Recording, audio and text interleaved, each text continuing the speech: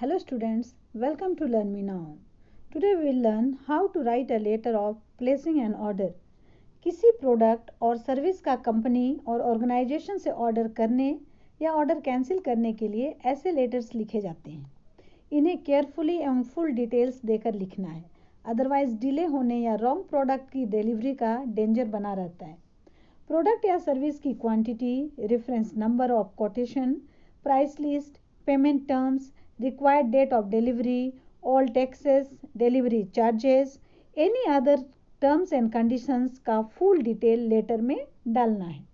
ऐसे ही लेटर का modern form है ऑनलाइन शॉपिंग, जिसमें ऑर्डर प्लेस करने के लिए प्रोडक्ट्स का name, number, brand and quantity wish list या कार्ट में डाला जाता है।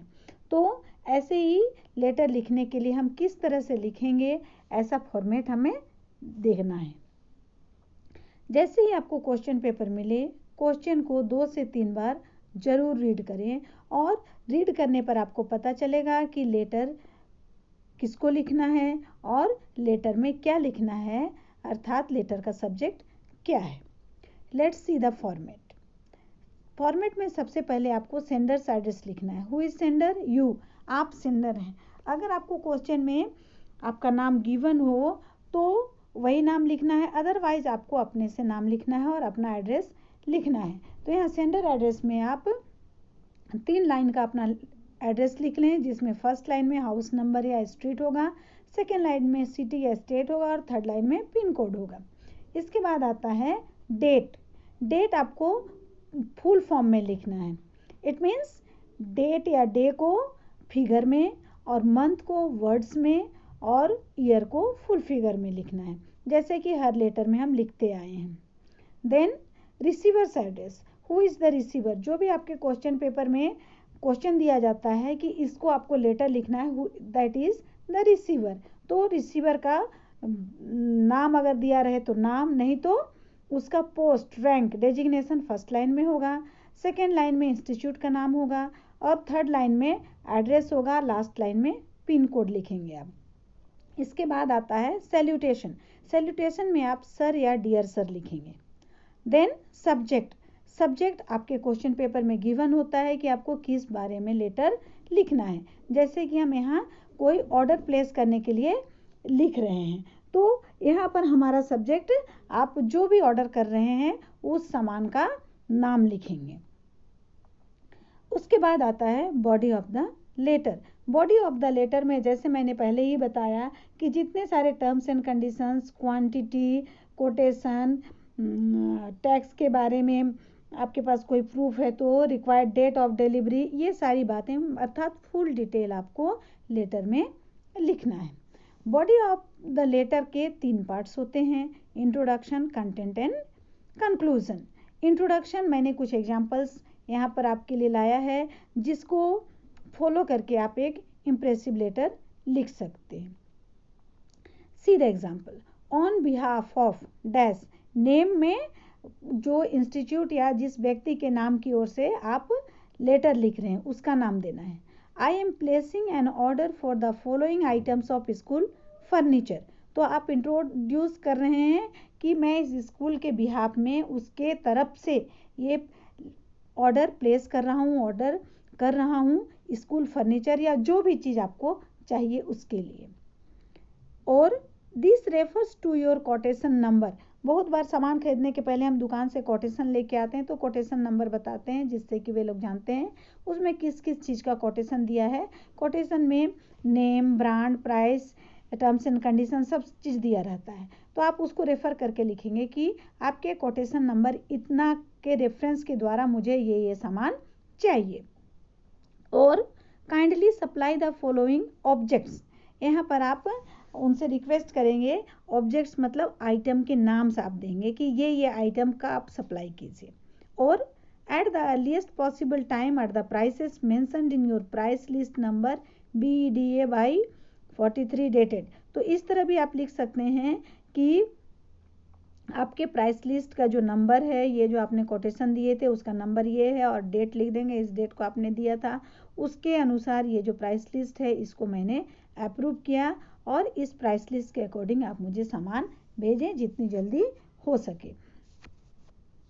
तो आपने देखा कि इंट्रोड्यूस कैसे करना है। इंट्रोड्यूस करने के बाद आप जो सामान मंगा रहे हैं उन सामान के लिस्ट डालेंगे, आइटम नंबर में 1 2 3 4 करेंगे और आइटम का नाम लिखेंगे, और नाम लिखने के बाद उसके बगल में उसका ब्रांड लिखेंगे। अगर बुक मंगा रहे हैं तो उसका पब्लिकेशन का नाम लिखेंगे, और फिर लास्ट में आप क्वांटिटी लिखेंगे कि आपको कितना पीस चाहिए। तो इस तरह से आइटम और उसका ब्रांड या पब्लिकेशन या फिर क्वांटिटी, ये आप लिस्ट में बना देंगे जो आपका कंटेंट होगा।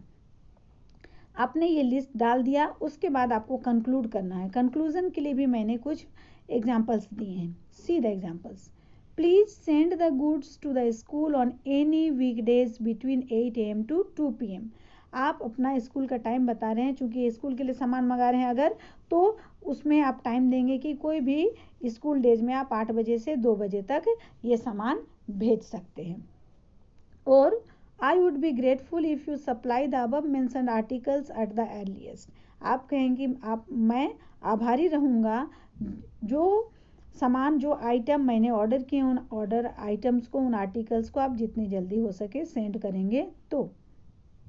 और please ensure the quality of the consignment. If the defects are found in the products the whole consignment will be return without any payment.